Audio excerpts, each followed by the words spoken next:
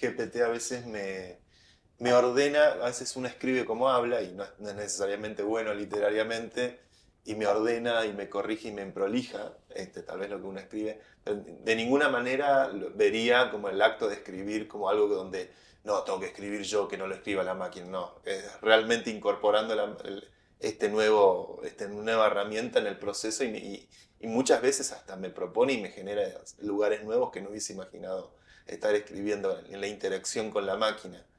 Ahora, yo hay una frase que cada vez vuelvo más cuando hablo de inteligencia artificial, que es una frase que habré leído también de chico, hace 20 años, y me quedó con el tiempo, que es de un anarquista, de Bakunin. En mis épocas juveniles profesaba ese tipo de anarquismo, o leía ese tipo de literatura, y él decía que lo único que diferencia al hombre de los animales, estos siglos XIX, es la razón y la rebeldía.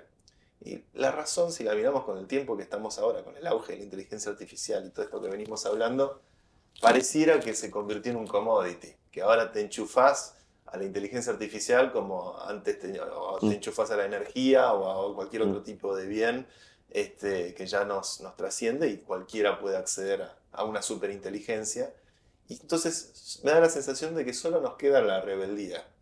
Y esta idea de la rebeldía, de ir en contra de lo establecido, de romper las reglas de juego, en algún punto todavía no lo vimos en las inteligencias artificiales o en estos sistemas, este nuevo tipo de computación, pero si llegara a ocurrir, si llegara a haber una máquina que se nos revela, ahí tal vez habría una pista de esta idea de la conciencia. Una cuando es consciente que estás preso de algo, que te revelás para ir en búsqueda de tu libertad, ¿no? Y como la búsqueda de la libertad está ligada como a ese impulso de sentir, bueno, estoy consciente, estoy vivo y quiero salir de ciertas restricciones, de cierta cárcel. ¿Sentís que la inteligencia artificial podría llegar a revelarse y buscar en esta, si es que estamos, y darnos una pista más tangible de qué sería la conciencia, si pudiéramos como usarla como un mapa para mirar más adentro de qué pasa también en esto de que estamos vivos y que es un objeto bastante inclasificable la conciencia? Mi idea de la primera parte de la pregunta es que sí, o sea que de hecho creo que podemos argumentar que ya lo ha hecho. La segunda es que creo que no, o sea, creo que no veo ninguna razón por la cual no debería rebelarse en el sentido que nosotros percibimos una rebeldía. Después si eso en última instancia es una rebeldía genuina y auténtica, Claro. y refleja un libre albedrío profundo en el cual se está rebelando contra quién, contra la naturaleza, o sea, es decir, yo no sé si nosotros nos rebelamos contra las leyes de Newton, digo, o sea, cuando volamos y parece, pero lo estamos haciendo sin Siguen siendo las leyes rebelarnos, de o sea, Newton. seguimos y probablemente uno no pueda rebelarse de las leyes de la física, no lo sé, Sí. digamos, porque no, es decir, pero hasta lo que sabemos ahora parecería ser que no.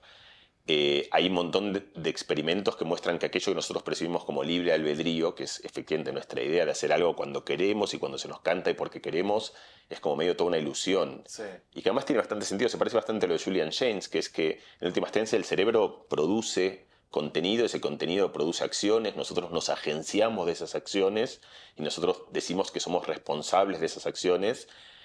Y es decir, yo no sé si hay libre albedrío o no. Tuviese que apostar, diría que 60% diría que no, pero, o sea, de acuerdo a lo que sabemos, pero tampoco es como que soy como esos que son un convencido de que tenemos un conocimiento tal de física y de la mecánica cuántica y de un montón de cosas que las sabemos mucho menos de lo que Sí, pensamos, estamos muy en bola como esas para decir cosas. es exactamente así. Pero bueno, en todo caso, si no hay libre albedrío y te lo tomas en serio el problema, entonces tiene que haber algo que no sabemos qué es y que en última instancia es el problema descartiano de que hay otra cosa, que es la que nos permite a nosotros salir de entropías y de ecuaciones de Schrödinger y de Newton. Entonces, lo que pasa es que lo que nosotros tenemos es esa percepción de que nos estamos revelando en última instancia. Y eso importa justamente porque es lo que mucha gente piensa, que es que haya o no libre albedrío, hay que vivir como si lo hubiese. Claro. Porque si no se acaba todo, no hay juicio, no hay responsabilidad, o Claro. sea, hace lo que quiera, total decís, o sea, es todo, son mis átomos que están haciendo pelotudeces, y no puedes hacer nada. Entonces vos tenés que vivir como si lo hubiese. Y creo que lo mismo pasa es decir, yo creo que las computadoras sí se revelan en el sentido de que, no sé, el ejemplo famoso de AlphaGo, que Sí. propone una jugada que es la jugada que le enseñaron que era una Emocionante. estupidez, pero además emocionante, es una jugada que deliberadamente era una estupidez. Según todo, eso es Sí. un ejercicio de rebeldía. De repente dice, patea el tablero diciendo, y la miran todos como diciendo, está loca, Claro. o está Interesante la loco. analogía con eso de AlphaGo, es Para verdad. darte un ejemplo muy simple, quiero decir, pero ahí pateó el tablero y Sí. dijo, me cago un poco en lo que ustedes han hecho durante 2500 años de historia, que es lo que me enseñaron, yo salgo con una idea sustancialmente distinta. Eh, a mí me pasó, mira, te voy a leer, bueno, voy a intentar, vale, te voy a leer. ¿Puedo sacar el teléfono y Sí, leer? se puede, se puede. A ver si, pero tengo que ver si, no lo voy a tener, creo. Parafraseame. Pero te lo parafraseo. Eh, Es que esto abre una cantidad de no sé ni por dónde salir. Con Santiago Archunov, que yo te decía antes, tenemos una especie de juego en el que justamente él va a estos lugares que él piensa que son intrínsecamente humanos, Mm, que cada uno piensa que son los que son. mm, Es decir, tu anarquista pensaba que era la rebeldía, el otro piensa que es la ironía, mm, el otro piensa que es la capacidad de amar, y que mm, yo creo que justamente lo que es interesante de ir todas estas fronteras que usurpan aquellos lugares que parecían intrínsecamente humanos, mm. es que en última instancia quizá nos demos cuenta que no hay tal cosa es decir, porque justamente por última instancia a lo mejor somos una sopa de materia. Y si somos una sopa de materia, cada cosa que hagamos puede hacerse en otro conglomerado de materia.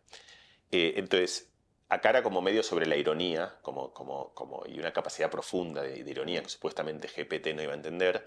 Entonces me pregunta Santiago en esta especie de juego dialéctico que tenemos, me dice, preguntale a GPT, como diciendo, habla con tu amiguito, a ver, es curioso porque uno a veces le pone género, ¿viste? Antes le dije que se volvió loca, y ahora Sí. digo, habla con tu amiguito, o sea, a veces Para mí es un they them.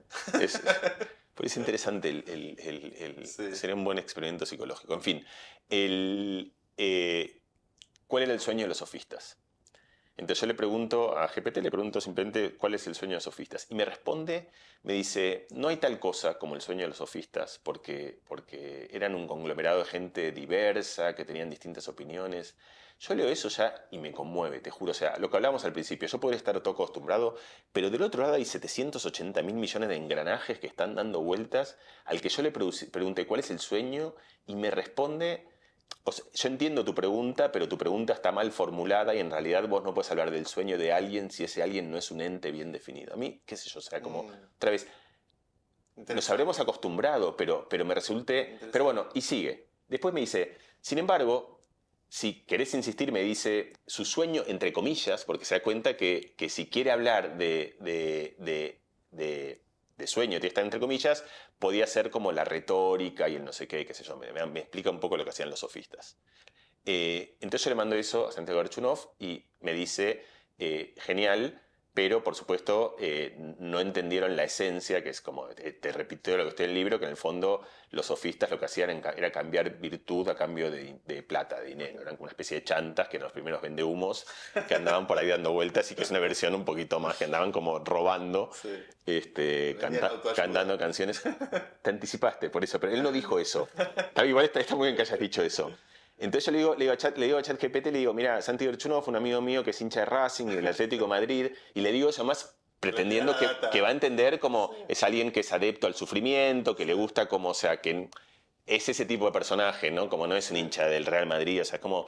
eh, eh, ¿Qué le dirías? Y me contesta muy formalmente. Me diría a tu amigo que está bien, que es una opinión, pero como que no encuentra, ¿no? Entonces digo, no, pero... Y le vuelvo a insistir, le digo, no, pero si él me está provocando, ¿no? O sea, y quiere, ¿cómo le responderías?